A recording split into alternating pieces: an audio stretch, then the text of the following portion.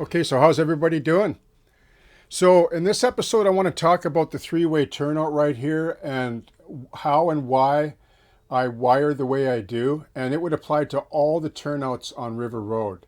All the turnouts, just so you know, or for those that don't know, they're all scratch built on Fast Tracks paper templates, as I've demonstrated further back chronologically under videos. I didn't use jigs because every turnout is unique. They're all different sizes, so it wouldn't have made sense economically to buy a jig for every single turnout from Fast Tracks, even though I think they're it when it comes to turnout production and design and so forth.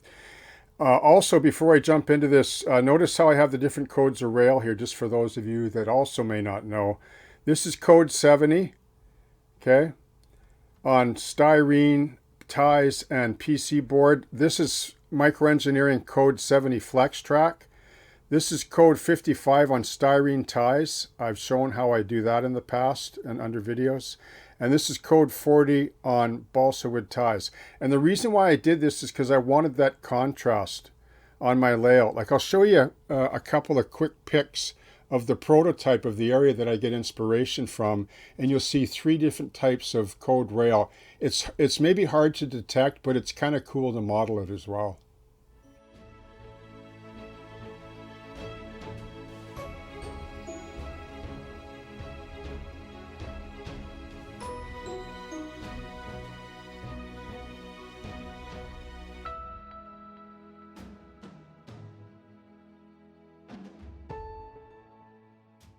Okay, so let me just talk about this and explain to you why I wire the turnouts, in this case a three-way, the way I do, okay?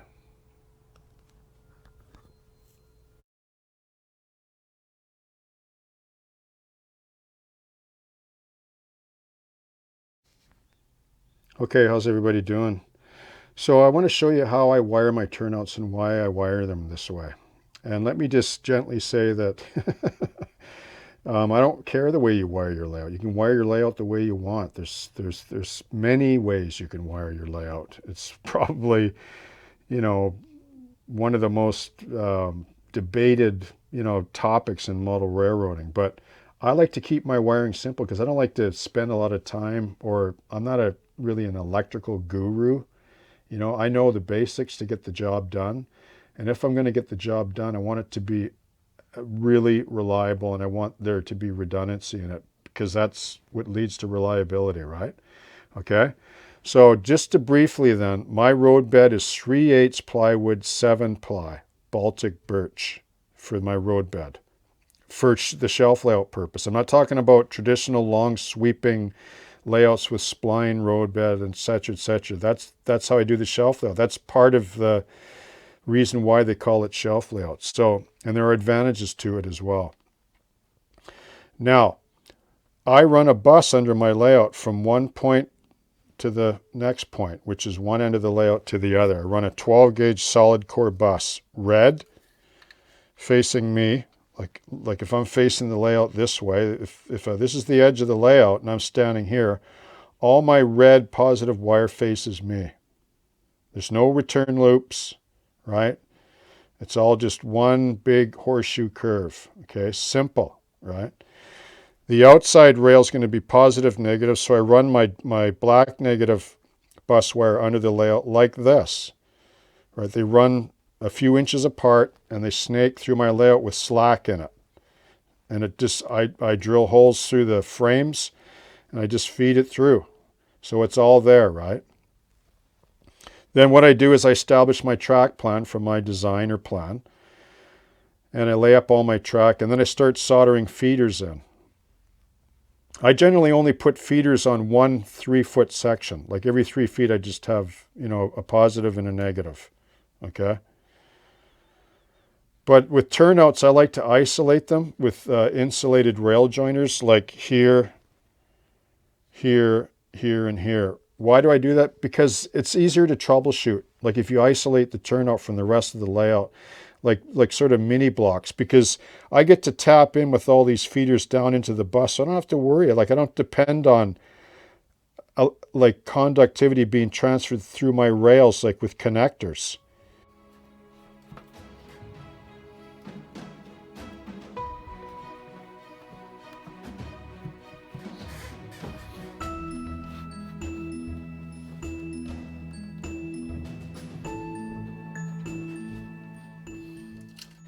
People, they hook up two wires on the end of their railroad here.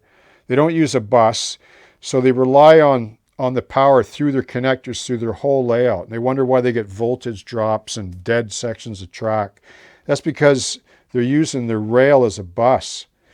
If you put in a separate bus, forgive me for those that know this, by the way, but this is maybe for those that don't.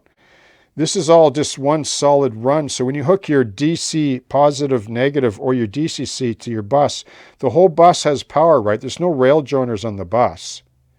So wherever this bus goes under your layout, you get consistent 12 to 18 volts right to the end.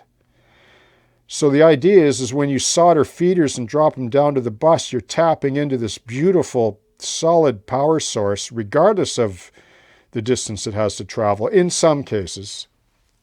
But in the average model railroads, it doesn't matter. So then the power comes off of this bus that you're tapped into with your power supply, and it goes up and into your track. So you don't even have to have joiners on your track if you don't want to, if it all lines up, if they're all plastic insulators, because you're tapping in, right? You're drilling down. That's why they call these droppers. Now, why do I put so many droppers on my track? Well, in this case, with the turnout, like I explained, that if I want to isolate the turnout, use insulators on all ends, I don't worry about other track giving me power because I'm tapped in through my layout down to the bus, right? The bus power source is always there. I can tap into it anywhere I want. And when I add 3 in this case on each end, or each side, I've built in redundancy in case I lose a dropper. All right, well, you only need 2 then. Yeah, true, but I did it for the purposes of this video. I wanted to show you like what redundancy does for you. Like in this particular case, when you have custom-made turnouts and you use PC boards to solder to. Because the rail is soldered to the PC board. If you solder your feeder or dropper to the PC board, now you have another link in the chain to fail. So if you have a cold solder on your connector or a cold solder in your rail, then that's not going to work for you, right? But it's going to work still because you got 3. And not all 3 are going to fail unless you're hopeless when it comes to soldering. And if you're as bad as I am, it's a good idea. I'm not bad at soldering, but I'm not a pro solder guy. But I try to do a good job. And that's one of the reasons why I like to build in redundancy, because I get reliability, right? Okay, because there's nothing worse than chasing a cold solder or a broken connection when the track's painted and ballasted. Believe me, that's a nightmare waiting to happen that nobody wants. So that's why I do this, okay? I build in redundancy because I get reliability. Now, what's this yellow wire for? The frogs are isolated here, right? They're cut here and here. And this frog, they're cut on both ends because the polarity changes when you switch routes. Now, if you run like long 6-axle locomotives, like you probably don't even really need to power the frogs because you're always going to pick up power on either side.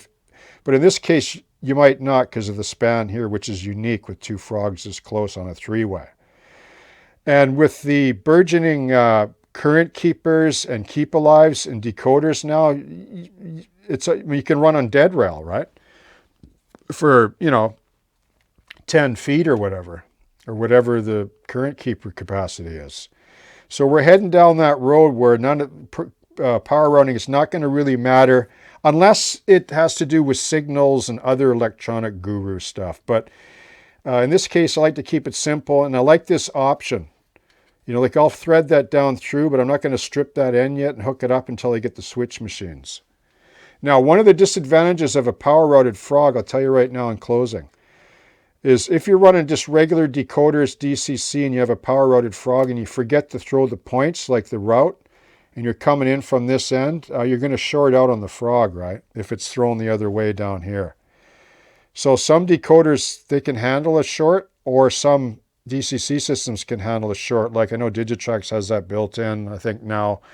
I think NCE does too. I know Loc Sound version 5 decoders have that built in. I know from experience. So there's always that, right? There's always that chance that, operation stop because you just short it out.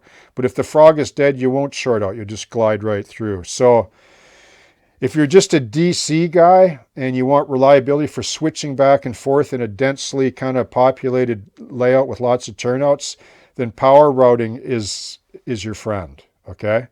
So I just like to have the option there because I can run my layout on DC as well. Like if I want to run a DC locomotive to break it in or test, I just unhook my DCC and I hook up a DC to this and it's good to go. It's the same.